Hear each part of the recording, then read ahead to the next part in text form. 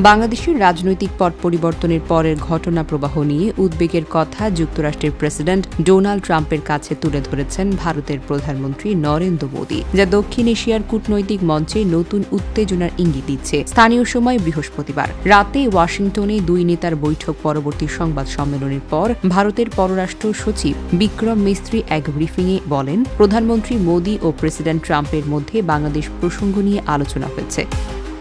প্রধানমন্ত্রী বাংলাদেশের সাম্প্রতিক ঘটনা প্রবাহ সম্পর্কে তার অভিমত এবং প্রকৃতপক্ষে উদ্বেগের কথা ভারতের পরিস্থিতি কিভাবে দেখছে তা তুলে ধরেছেন। ট্রাম্প মোদির বৈঠকের পর যৌথ সংবাদ সম্মেলনে ডিপ টেস্টের প্রসঙ্গ টেনে বাংলাদেশের বিষয়ে যুক্তরাষ্ট্রের প্রেসিডেন্টের অভিমত জানতে চান এক ভারতীয় সাংবাদিক। প্রথমে ওই সাংবাদিক মোদির কাছে হিন্দিতে জানতে চান ইউক্রেনের শান্তি প্রতিষ্ঠার বিষয়ে ভারতের ভূমিকা নিয়ে। এরপর ট্রাম্পের উদ্দেশ্যে ইংরেজিতে প্রশ্ন করেন তিনি ট্রাম্পকে। এই বিষয়ে কথা বলার জন্য ইশারা দেন ট্রাম্প। এরপর নরেন্দ্র মোদি উত্তর দিতে গিয়ে ইউক্রেনের শান্তি প্রতিষ্ঠানের বিষয়ে ভারতের অবস্থান তুলে ধরলে বাংলাদেশ বিষয়ে কোনো কথা বলেনি।